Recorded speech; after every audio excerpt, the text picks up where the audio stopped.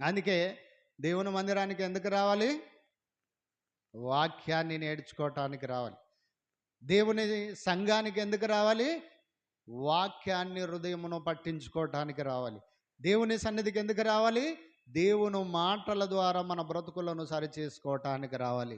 దేవుని మాటల ద్వారా మన బ్రతుకులను మార్చుకోవటానికి రావాలి. మన బ్రతుకులను, మన కుటుంబంలో ఉన్నవారి పిల్లల బ్రతుకులను, భార్య అయితే భర్త బ్రతుకును, భర్త అయితే భార్య బ్రతుకును మార్చుకోవటానికి దేవుని మందిరానికి రావాలి. ప్రియమైన వాళ్ళారా, ఇది కావలసింది. దేవుని మందిరానికంటే హల్లెలూయా, దేవునికి స్తోత్రం, దేవునికి మహిమ కలుగునుగా కానీ పాట పాడి ప్రార్థన చేసి వెళ్ళటానికి కాదు.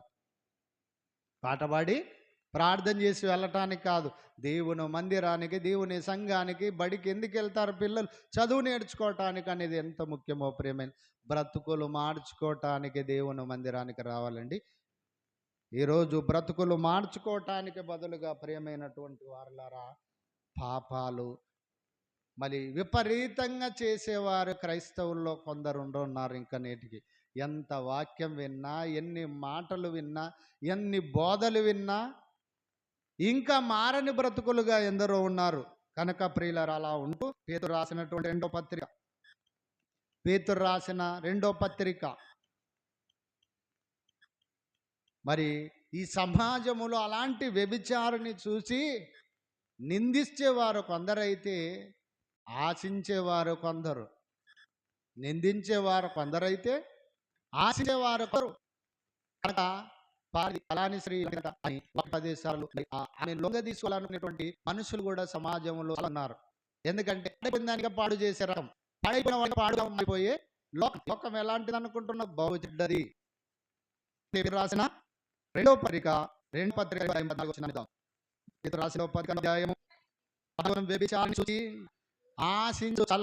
ఏం చేస్తుంది లోకము? ఆశించుచు పాపము చేయాలనుకునే లోకం చూచి ఆశించి నేను కూడా పాపం చేయాలి, నేను కూడా అర్థమవుతుందా? నేను కూడా పురుషుల్లో ఉన్నారు వ్యభిచారులు, స్త్రీలుగా పుణ్యాత్ములని చెప్పటం లేదు. కానీ వ్యభిచారి అనగా ఎవడైతే ఉబ్బి తబ్బిబ్బవుతాడో, ఎవడైతే వాణిని కూడా మరి వ్యభిచారం చేత మరి 28 ఒక స్త్రీని మోహపు చూపుతో చూచు ప్రతి వాడే ఆమెను వ్యభిచరించిన వాడు అవుతాడు. తన స్త్రీ కూడా పురుషుడు చూసి అలా మరి తన హృదయంలో మరి వ్యభిచరించినటువంటి వ్యభిచారులుగా ఎందరో స్త్రీలు కూడా ఉన్నారు. అయితే ప్రియులారా, ఏది ఏమైనా కూడా బైబిల్లో స్త్రీ బలహీనమైన గర్భం బైబిల్లో రాయబడింది కనుక స్త్రీ విషయంలో పురుషుడే బాగు చేసుకోవాల్సిన వాడుగా ఉన్నాడు.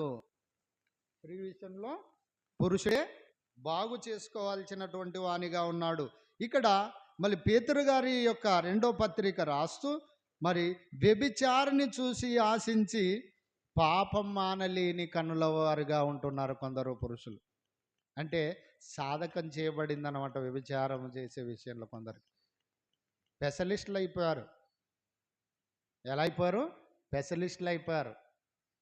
కనుక ఇలాంటి సమాజములో ప్రియులారా, ఇలాంటి సమాజములోకి ఒకనాడు 2026 సంవత్సరాల క్రితం ఈ భూమి మీదకి ఒక మహాత్ముడుగా, ఒక పుణ్యపురుషుడుగా, ఈ లోకములో పాపం అన్నటువంటి గూడు కట్టుకున్న పాపాంతో పెట్టిగిపోతున్న లోకానికి ఒక పాపరహితుడు, పాపము చేయని ఒక పరిశుద్ధుడు ఈ భూమి మీదకి వచ్చి ప్రియమైన వారలారా ఏమంటున్నాడు ఒకసారి చూడండి. ఈ లోకానికి తెలపటానికి దేవుడు రాయించాడు ఈ మాటలు. పరిశుద్ధాత్మ దేవుడు ఎందుకు రాయించాడు? వ్యభిచారిని చూచి ఆశించి పాపం చేసే లోకానికి, వ్యభిచారిని చూసి పాపం మానుకోలేని ఇంకా సాధకం చేయబడుతున్న కడమ పాపులైన క్రైస్తవుల్లో ఉన్న కొందరు భక్తిహీనులైన వారికి కూడా ఈ మాటలు హెచ్చరిస్తూ ప్రియమైన వారలారా ఆయన ఏం చేశాడో చూద్దాం. ఏం చేశాడో చూద్దాం. యోహాను సువార్త 8వ అధ్యాయము 4వ వచనం. యోహాను సువార్త 8వ అధ్యాయము 4వ వచనం. ఒకనాడు వ్యభిచారిని రెండుంటాయి మనుషుల దగ్గర, రెండుంటాయి. బలమైన పురుషుల దగ్గర రెండు ఉద్దేశాలు ఉంటాయి. ఏ ఉద్దేశాలు అంటే ప్రియులరా, మొదట ఆశించడం, లొంగకపోతే బయట పెట్టడం స్త్రీ విషయంలో. చూడండి అక్కడ ఏమంటున్నాడు, 8వ అధ్యాయము 4వ వచనం. ఇలా లొంగకపోయినా, లేకపోతే కొందరు ఇంకా మూడో రకం ఎలా ఉంటారంటే బయట పెట్టడం.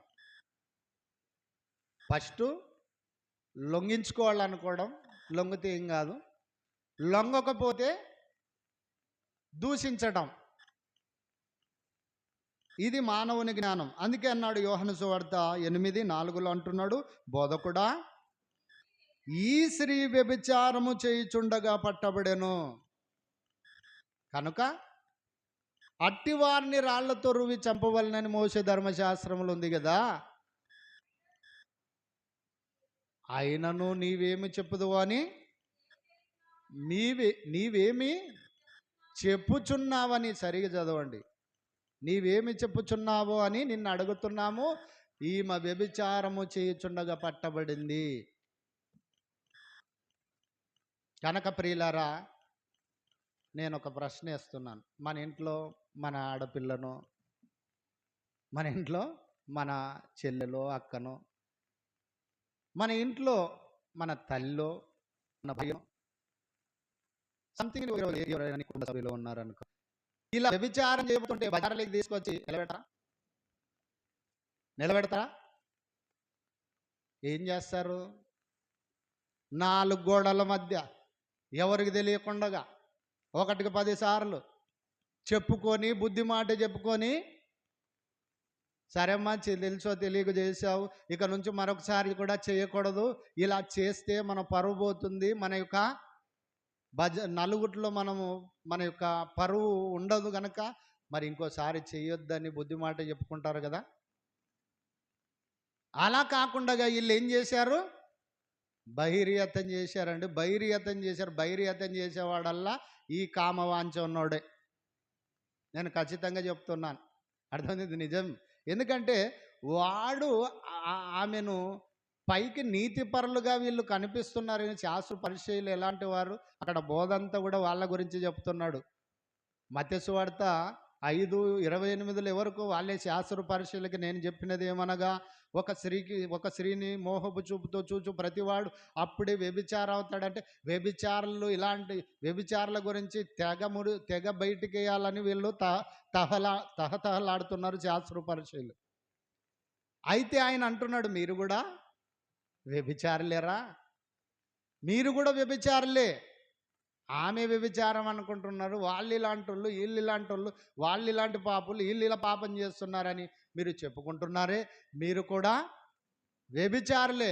మేమేం చేసాం వ్యభిచారం అనొచ్చేమో, మీ చూపులు ఆల్రెడీ మీరు వ్యభిచారులుగా మారిపోయారు అన్నటువంటిది ప్రభుల వారు చెబుతూ ఉంటే, ప్రియులారా, మళ్ళీ ఏ విధము చేతనైనను మరొక ఈ వ్యభిచార విషయంలో ఎక్కువగా శాస్త్ర పరిచయులు మరి ఇక్కడ చెప్పినట్టుగా, ప్రియులారా, బోధకుడా, 8వ అధ్యాయం యోహాను సువార్త 4లో, బోధకుడా, ఈ స్త్రీ వ్యభిచారము చేయుచుండగా పట్టెను, అట్టి వారు చంపవలనని మోసే ధర్మశాస్త్రములో మనకు ఆజ్ఞాపించిన కదా, ఆయనను నీవేమి చెప్పుచున్నావని ఆయన అడిగిరి. ఏమన్నారంట? వచ్చి మోసే ధర్మశాస్త్రం ఎవరెవరిని తీసుకురావాలి? చూడండి, వాక్యం కూడా సరిగా తెలియని దౌర్భాగ్యులు అనమాట. ఇలా మాట్లాడేవాడల్లా కూడా వాక్యం కూడా సరిగా తెలియని దౌర్భాగ్యులు. లేవికాండము 20వ అధ్యాయము 10వ వచనాన్ని చూడండి. అసలు ఎవరెవరిని తీసుకురావాలి? ఒకవేళ ధర్మశాస్త్ర ప్రకారంగా కూడా నువ్వు రాళ్లతో కొట్టి చంపాలనుకుంటే, లేవికాండం 20వ అధ్యాయము 10వ వచనం త్వరగా మళ్ళీ అక్కడికి వెళ్ళి ఆ చదివి మళ్ళీ మన యోహాను సువార్త 8 దగ్గరికి రావాలి. తీయాలరా. పరును భార్యతో వ్యభిచరించిన వానిని, అనగా తన పొరుగు వాని భార్యను లేక పొరుగు దాని భర్తను, ఒకవేళ ఒకరినొకరు మీరు వ్యభిచారం చేసుకుంటే, వ్యభిచారం జరిగితే, అట్టి వారిని ఊరు గౌని దగ్గరికి, పెద్దల దగ్గరికి తీసుకొని వచ్చి ఇద్దరిని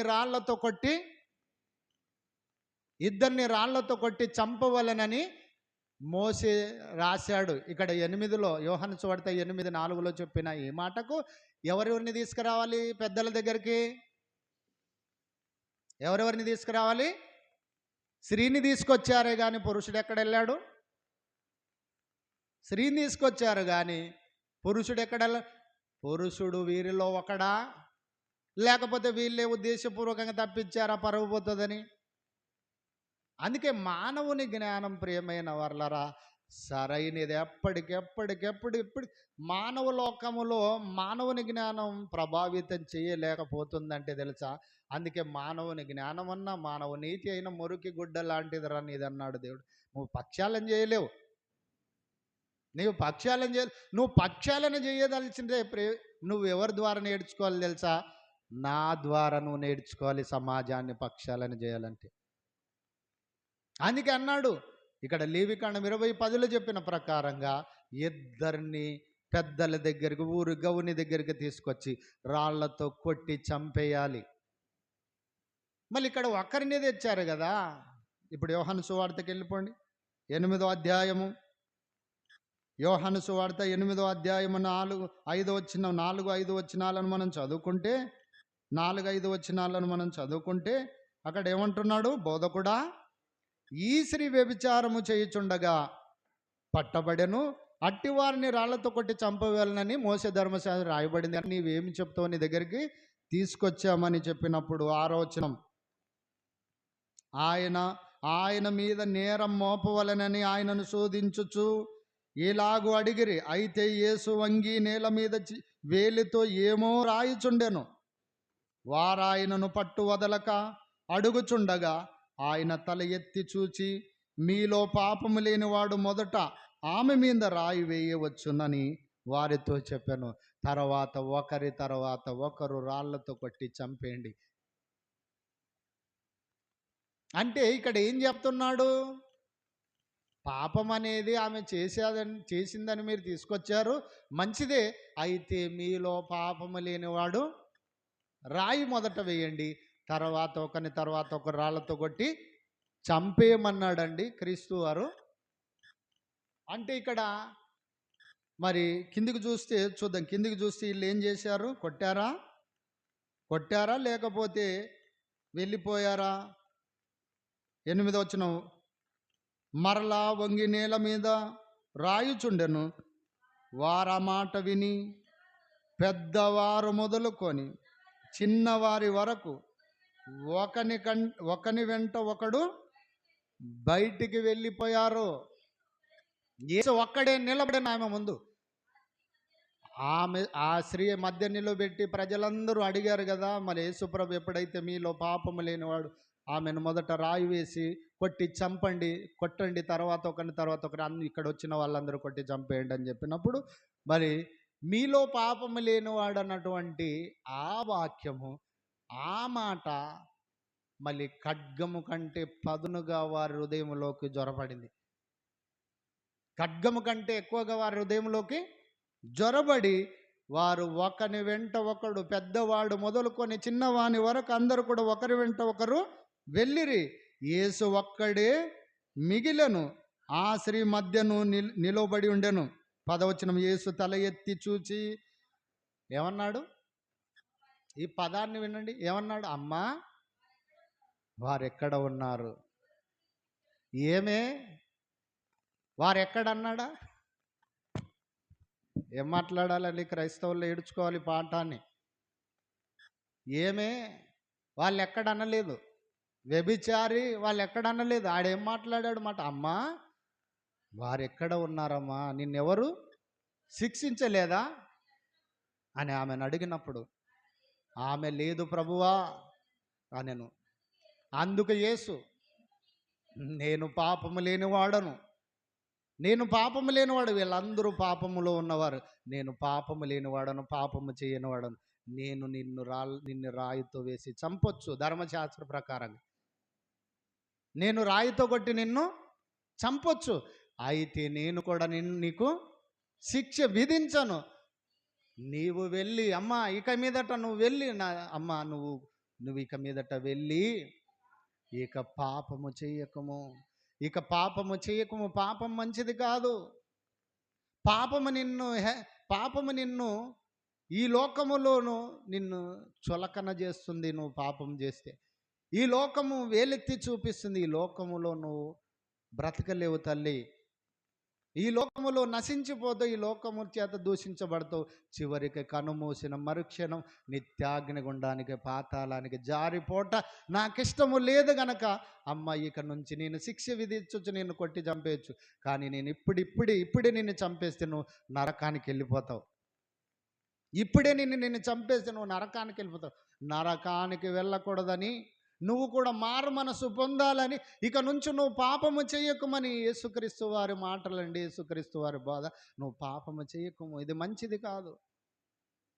నువ్వు మార్పు చెందితే దేవుడుండే పరలోకానికి వెళ్ళాలి. నీ ఆత్మ నశించకూడదు, నీ ఆత్మ నిత్యత్వంలోకి వెళ్ళిపోవాలనే ఉద్దేశంతో చెప్పాడండి.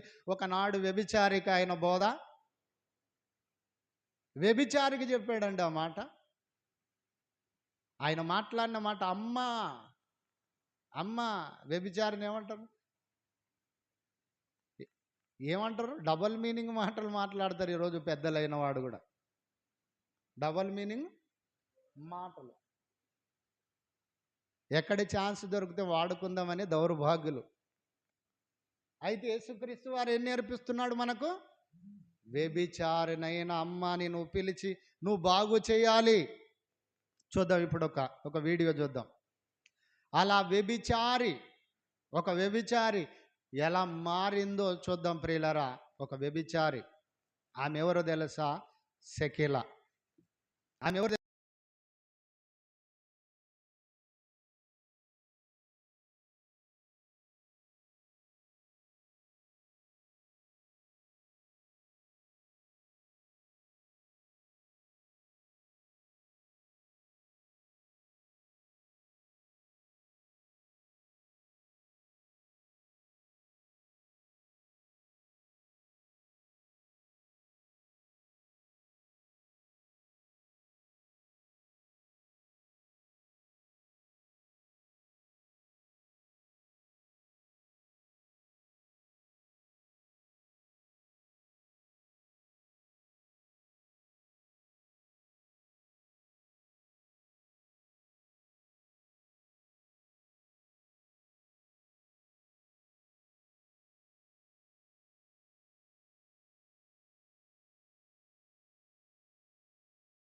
నేను ఎప్పుడు బైబిల్ చదవలేదు, తమిళ్లో ఇంగ్లీష్లో చదువుతాను. నా ఫ్రెండ్ ఒక ఆమె ఇచ్చింది బైబిల్. దాంట్లో పర్టికులర్గా నేను టర్న్ చేసిన పేజ్ ఏమైందంటే, ఇప్పుడు మా చెల్లెలు చెప్పిన కథ. అక్కడ యేసుప్రభు గారు ఏం చేశారు, ఆ రాయిలతో కొట్టకూడదు, మీలో ఎవరు మంచోళ్ళో వాళ్ళ ముందు కొట్టండి అనేది. అది నాకు చిన్నప్పుడు, నాకు తెలిసి 13 వయసు ఏమో, అప్పుడే నాకు ఇది మనసులో పడిపోయింది. ఎంత ఆయనకి మనుషుల మీద కనిక్రం, ఎంత అభిమానం, అవన్నీ చూసి నాకు చిన్నప్పటి నుంచే నేను వచ్చి క్రిస్టియానిటీలో మారిపోవాలని నాకు అనిపించేది చిన్నప్పుడు. బట్ అప్పుడు ఫ్యామిలీ సిచ్యువేషన్స్, మా నాన్న వాళ్ళేమో ముస్లింలు, వాళ్ళు ఒప్పుకోలే. బట్ ఇప్పుడు నాకు ఎక్కడా నన్ను ఎవరు స్టాప్ చేసేదానికి లేరు. సో మనస్ఫూర్తిగా చాలా మాట్లాడుతుంది యేసుప్రభుని గురించి. Praise the lord. మీ అందరికీ గుడ్ న్యూస్ ఏంటంటే, మరి మా డాక్టర్ రూతు మరి తెలంగాణలో ఫస్ట్ టైం మరి ట్రాన్స్జెండర్ డాక్టర్గా తను ఉండడమే కాకుండా రీసెంట్గా దేవుని కృపతో మీ అందరి ప్రార్థనతో ఉస్మానియా హాస్పిటల్లో చీఫ్ మెడికల్ ఆఫీసర్గా తనకి జాబ్ వచ్చింది. తెలంగాణ రాష్ట్రంలో దేవుడు హిస్టరీ బ్రేక్ చేశాడు. సో కొన్ని విషయాలు తను మీతో పంచుకుంటారు. Praise the lord. ప్రతి ఒక్కరికి వందనాలండి. నిజంగా దేవుడు నా విషయంలో చాలా చాలా గొప్ప కార్యం చేశాడు. ఎందుకనంటే మన ఈ యొక్క చరిత్రలోనే ఎవరూ చేయలేని పని దేవుడు నాకు ఇచ్చాడు. అదేంటంటే, నేను గవర్నమెంట్ హాస్పిటల్లో జాబ్ రావాలని నేను అప్లై చేశాను. అది ఒక 3 months వెయిట్ చేశాను. ఆ యొక్క వెయిటింగ్లో మీ అందరి ప్రార్థన అవసరతలు కావాలని నేను అడిగాను. మీరు చూసిన వాళ్ళు గుర్తుపెట్టుకుంటారు. ఖచ్చితంగా ఆ ప్రేయర్ చేసిన ప్రతి ఒక్కరికి కూడా వందనాలు తెలియజేస్తున్నాను. దేవునికి మహిమ ఘనత కలుగునుగాక. ఎంతమంది ఉన్నాం, వీరిని చూసి నిందించే వారిగా మనం ఉంటున్నామా? నువ్వు ఇలాంటి దానవు, నువ్వు అలాంటి దానవు, నువ్వు అందుకే వెలివేయబడ్డావు. ఒకనాడు రాహాబు అన్నటువంటి వేశ్య, యెహోషువ గ్రంథం 2వ అధ్యాయంలో మనం చూడగలిగితే రాహాబు అన్నటువంటి వేశ్య వేగుల వారిని, అనగా ఇశ్రాయేలీయులైనటువంటి వేగుల వారిని ఎరుకో చూడటానికి వచ్చినప్పుడు వారిని ఆ యొక్క ఎరుకో రాజు, ఎరుకో సైన్యము మట్టు పెడుతుందేమన్నటువంటి భయముతో మళ్ళీ తన ఇంట్లో చేర్చుకొని, తన మిద్దె మీద చేర్చుకొని వారిని జాగ్రత్తగా మళ్ళీ ఈ దేశము నుండి మీరు జాగ్రత్తగా వెళ్ళని ఒక మంచి మాటలు ఆమె ఎప్పుడైతే ఆదరించిందో ప్రేమైన వాళ్ళు దీవించారు ఆమెను.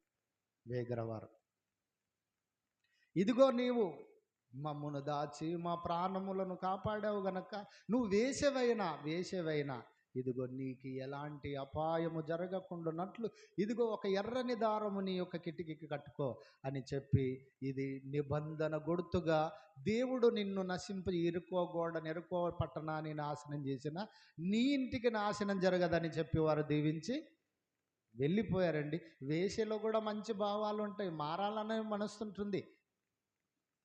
అయితే ఈ యొక్క రాహాబు అన్నటువంటి వేశ్య తన కుటుంబీకులందరూ కూడా వెలివేశారు వేశ్యని ఈమెను.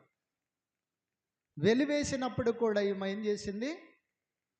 తన ఇంటికి ఎరుకో పట్టణము నాశనం అప్పుడు తన ఇంటి వారిని అందరినీ కూడా తన ఇంటిలోకి చేర్చుకొని అందరినీ రక్షించుకుంది. మార్చుకుని మనసు అవకాశాన్ని కల్పించాలి మనం. అలాగని యోహాను సువార్త 4వ అధ్యాయం చూద్దాం. ఇక్కడ కూడా యోహాను సువార్త 4వ అధ్యాయము 7వ వచనాన్ని చూద్దాం. యోహాను సువార్త 4వ అధ్యాయము 7వ వచనం. సమరయ స్త్రీ ఒకతి నీళ్లు చేదుకొనుటకు అక్కడికి రాగా యేసు నాకు దాహమిమ్మని ఆమెను అడిగను. ఇక్కడ మనం ఆలోచన చేయగలిగితే ప్రేమైన దేవుని వారలారా, ఈమె కూడా భయంకరమైన వ్యభిచారి. సమరి అన్నటువంటి ప్రాంతములోకి, గ్రామంలోకి ఈయన వెళ్ళినప్పుడు అక్కడ ఒక బావి దగ్గర ఆయన కూర్చొని ఉండి ఎందుకు వెళ్ళాడు? ఆమెను మార్చడానికి వెళ్ళిపోయాడు. సమరి అనే ఒక స్త్రీ ఒకటి నీళ్లు చేదుకొనుటకు అక్కడికి రాగా యేసు నాకు దాహమిమ్మని ఆమెను అడిగను. ఎప్పుడైతే యేసు తనకు దాహమిమ్మని అడిగినప్పుడు ఆమె ఏమనింది? అయ్యా, మీరు యూదులు, మేము సమరీయులం, మీకు మాకు ఎలాంటి పొత్తులు లేవు, మేము చాలా అంటరాని వారిగా యూదులు చూస్తారు, మరి నువ్వు చూస్తే నీళ్లు ఇవ్వమని అడుగుతున్నావు, మళ్ళీ మీరు అపవిత్రులు అయిపోతారేమో, మేము మళ్ళీ ఎన్నిక లేని వారిగా ఉంటున్నాం కదా అని అన్నప్పుడు ఆయన అన్నాడు, ఇదిగో నువ్వు దాహం ఇమ్మన్నప్పుడు అయ్యా పోస్తానంటే, కిందికి చూడండి 8వ వచనం. ఆయన శిష్యులు ఆహారము కొనుటకు ఊరిలోనికి వెళ్ళి ఉండిరి. ఆ సమరయ స్త్రీ, యూదుడవైన నీవు సమరయ స్త్రీనైన నన్ను దాహమునికిమ్మని ఎలాగ అడుగుచున్నావని ఆయనతో చెప్పాను. ఏలైనగా యూదులు సమరీయులతో సాంగత్యము చేయరు. అందుకు యేసు, నీవు దేవుని వరమును నీవు దేవుని వరమమ్మా, నీవు నాకు దాహమిమ్మని నిన్ను అడుగుచున్నవాడెవడో అది నీవు ఎరిగి ఉంటే నీవు ఆయనను అడుగుదువా, ఆయన నీకు జీవజలమునిచ్చినని ఆమెతో చెప్పాను. నేను ఎవరినో తెలుసా? యూద జాతిలో పుట్టిన నేను యోధుడను కాదు,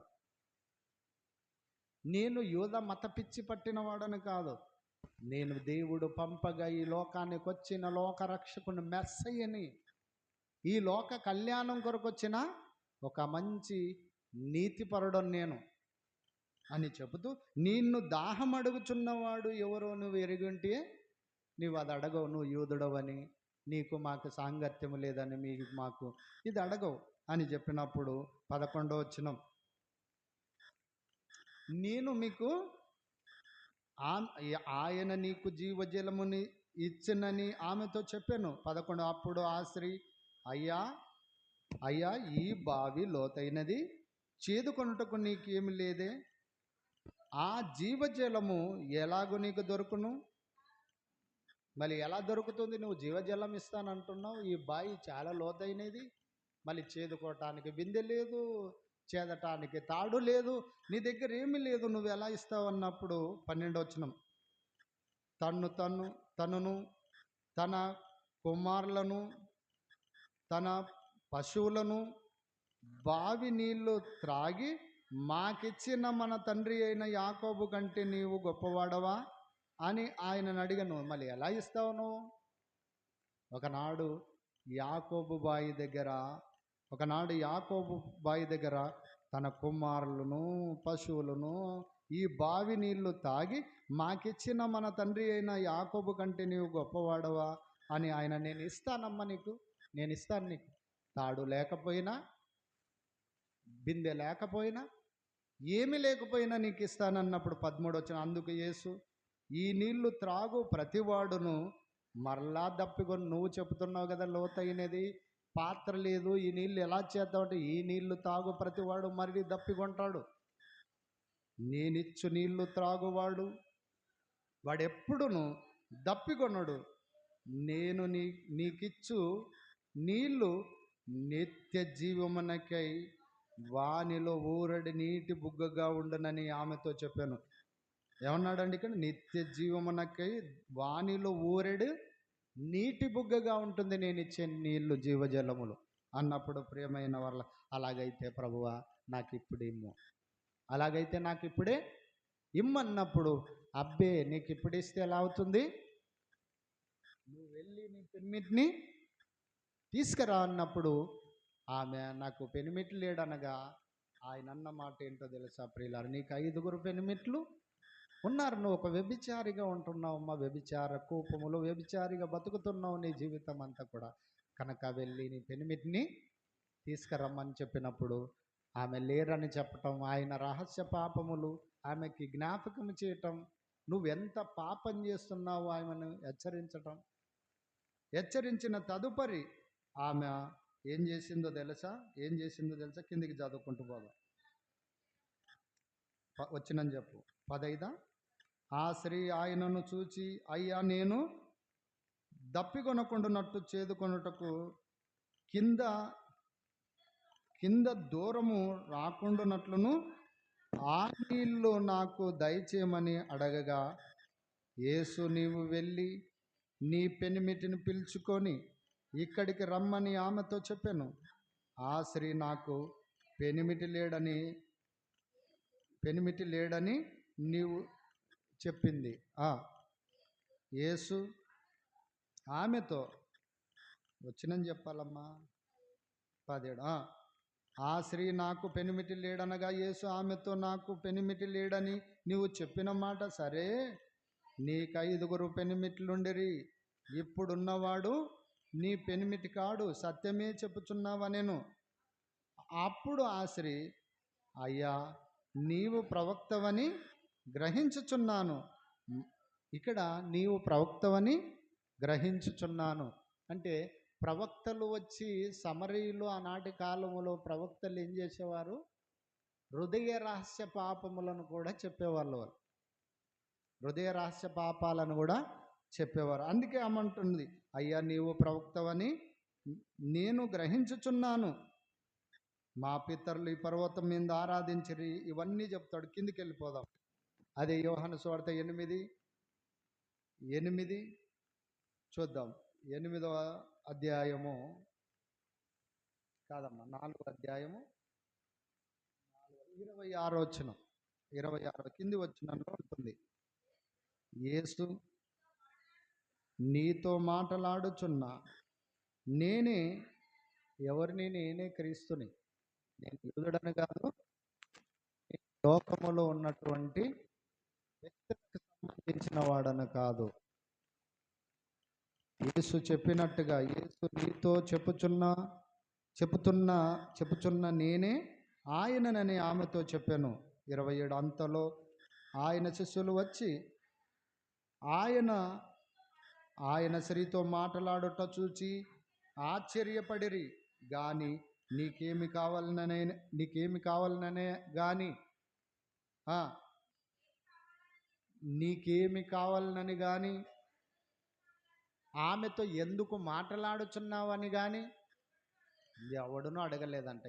ఈయన ఎవరితో మాట్లాడుతున్నారు? వీళ్ళు ఊరిలోకి వెళ్ళి ఆ ధాన్యము ఆహారం కొనటానికి వెళ్ళినప్పుడు వ్యభిచారము చేత పీడింపబడుతున్న ఆమెతో మాట్లాడుతూ మరి వచ్చినప్పుడు శిష్యులందరూ కూడా తన దగ్గరకు వచ్చినప్పుడు నీవేమి చేయుచున్నావు, నీవెవరితో మాట్లాడుతున్నావు, ఆ స్త్రీతో ఎందుకు మాట్లాడుతున్నావు అని కూడా ఎవరు కూడా అడగలేదంట.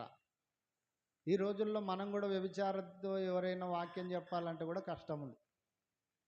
అర్థమవుతుందా? నేను ఎందుకు చెప్తున్నానంటే దేవుని మాటలు చెప్తుంటే కూడా తప్పుగా అర్థం చేసుకునే అవకాశాలు ఉన్నాయి. లోకంలో ఉన్నటువంటి మానవుని యొక్క విధానాలు, మానవుని యొక్క జ్ఞానం. ఇక్కడ అపోస్తులు ఏం చేశారంట? ఆయనను ఎవరు అడగలేదంట. అడగనప్పుడు 28 ఆ స్త్రీ తన కుండ విడిచిపెట్టి ఊరిలోనికి వెళ్ళి మీరు వచ్చి నేను చేసినవన్నీ నాతో చెప్పిన మనిషిని చూడుడి, ఆయన క్రీస్తు కాడని ఆ ఊరు వారితో చెప్పగా ఆ ఊరిలో ఉన్న వారినందరినీ ఎక్కడికి నడిపించింది ఈ యొక్క సమరయ స్త్రీ? ఆయన యొద్దకు నడిపించిందండి సమరయ స్త్రీ. ఈమె మారిపోయిందండి సమరయ స్త్రీ. ఈమె మారిపోయింది. సమరయ స్త్రీ తన పాపములను నేను చేసినవన్నీ నాతో చెప్పిన వాడును, నా పాపములన్నీ కూడా నాకు జ్ఞాపకం చేసిన వాడును, ఈ పాపముల నుండి మార్పు చెందటానికి నీకు జీవజలమునిస్తానని చెప్పిన మెస్సయ్య ఈయన క్రీస్తు కాడా అని తన ఊరు వారందరికీ కూడా రండి మీరందరూ రండి, ఇదిగో ఆయన రహస్య పాపములను చెప్తున్నాడు, నిజంగా ఆయన పరిశుద్ధుడు అని చెప్పి ఆయన దగ్గరికి తీసుకొచ్చి ఆయన వాక్యాన్ని వినిపించిందండి. ఆయన బోధించటానికి బోధ కల్పించిందండి. ఎవరమ్మా? సమరయ స్త్రీ. కనుక ఈమె ఏమైపోయింది?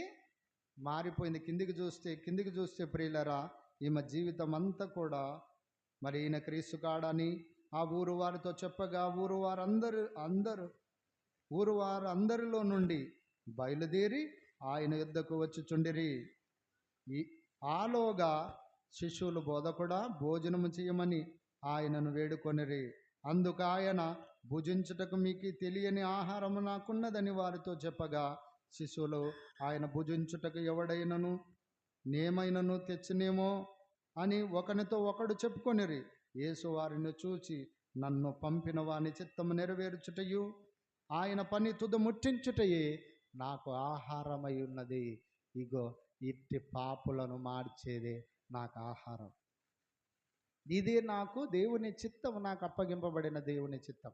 కనుక ప్రియమైనటువంటి దేవుని వారలారా, వ్యభిచారిని చూసి నిందించు ఇంకా వాళ్ళను దేవునికి దూరం చేసేవారిగా మనము కాక, పోని కుటుంబాలకు కూడా దూరం చేసేవారుగా కాక, మనము వారిని మార్చుకోవటానికి, వారికి మంచి మార్పు కలిగించే విధంగా మన యొక్క మాటలు, మన బోధ, మన యొక్క సహాయ సహకారాలు అందిస్తూ ఇట్టి వారిని కూడా మార్చుకోవాల్సినటువంటి బాధ్యత, భారము ప్రభువు మన మీద ఉంచి ఉన్నాడు అన్నటువంటిది మనవి చేస్తూ, లేఖనాధారంతో మన ముందు ఇప్పటికి నేటికి కూడా 2026 సంవత్సరాల క్రితం బైబుల్ రాయబడిన కొత్త నిబంధన నేటికి కూడా ఆ మాటలను మరి మన హృదయాలను, మన యొక్క తలంపులను శోధించే విధంగా దేవుని వాక్యం మనను నడిపిస్తుందంటే ప్రియులరా, మనం మార్చటానికి దేవుని వాక్యం అన్నటువంటి ఆయుధము ద్వారా మార్చాలన్నటువంటిది మనవి చేస్తూ దేవుని యొక్క మాటల్ని